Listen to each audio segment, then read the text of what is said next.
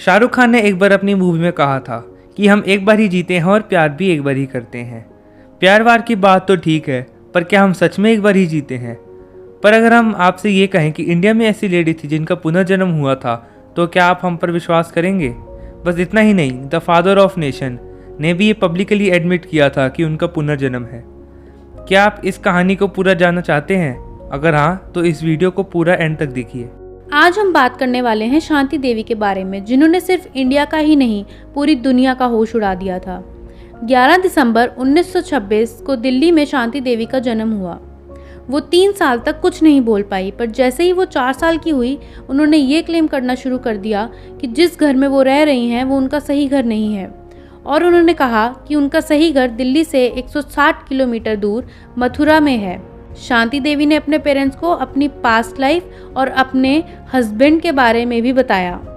अब past life के बारे में तो हम सारे बातें करते हैं, पर इतना डीपली किसी को अपनी पास्ट लाइफ के बारे में बताते हुए नहीं सुना। और ये तो 4 साल का एक बच्चा था।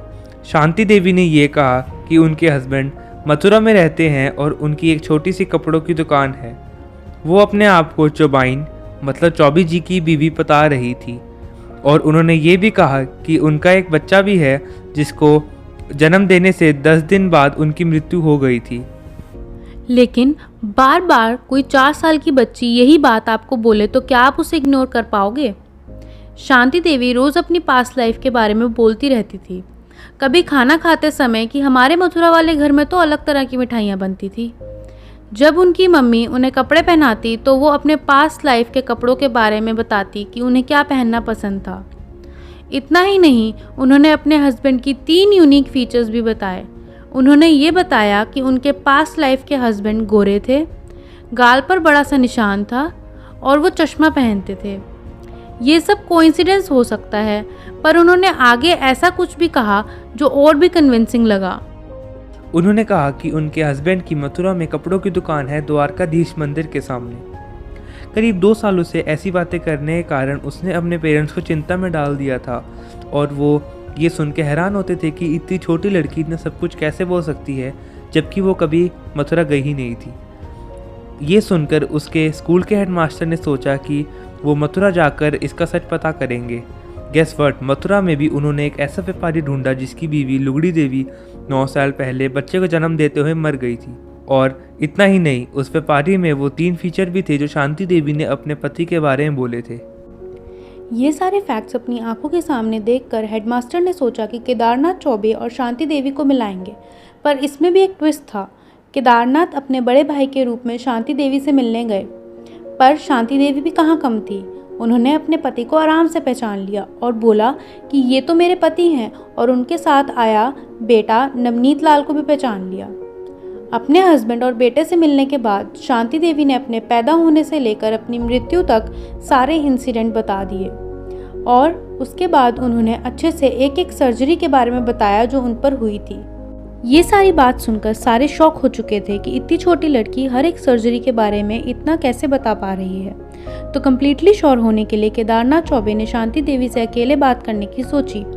अकेले में केदारनाथ ने शांति देवी से पूछा कि उनकी लास्ट लाइफ में उनको आर्थराइटिस था, जिसकी वजह से उनका ज़्यादा उठना बैठना नहीं था।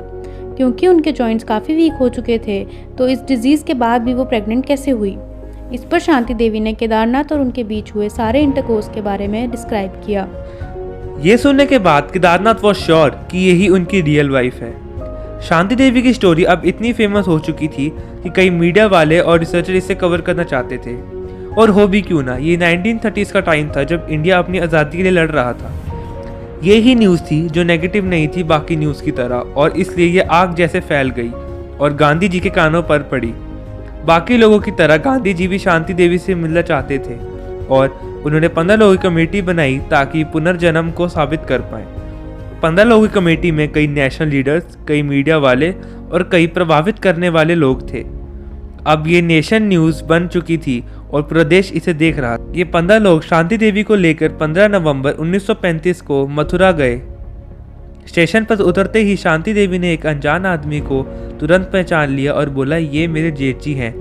सब कम्युनिटी वाले बंदे चौंक गए कि वो आदमी सच में केदारनाथ चौबे का बड़ा भाई बाबूराम चौबे था। इसके बाद शांति देवी ने अपनी मेमोरी से अपने घर गई और उन्होंने ये भी बताया कि क्या क्या वहाँ चेंजेस आए हैं और ये सब सच था। घर पहुंचते ही शांति देवी ने भीड़ में से एक बूढ़े आदमी के पैर छुए और वो आदमी और कोई नहीं शांति देवी के ससुर जी थे। और शांति देवी को टेस्ट करने के लिए उनसे पूछा गया कि झज्जरू कहाँ है, तो ये सुनते ही शांति देवी ने वॉशरूम की तरफ पॉइंट किया। और ये ही नहीं, वहाँ शांति देवी ने ये भी बताया कि बचपन में वो कहाँ खेलती थी, कौन से कुएं में नहाती थी। और इसी के साथ साथ शांति देवी ने उसी कमेटी को ये भी बताया कि सेकंड फ्लोर पर कोने में गमले के पीछे शांति देवी ने पैसे रखे थे। जब कमेटी उस स्पॉट पर पहुंची तब वहां पैसे नहीं मिले। ये देखकर शांति देवी बहुत शॉक हुई। उनको ये यकीन था कि उनके पैसे वहीं होंगे। ये कहने के बाद शांति देवी ने कमेटी वालों पर जोर दिया कि आप एक बार फिर से देखो।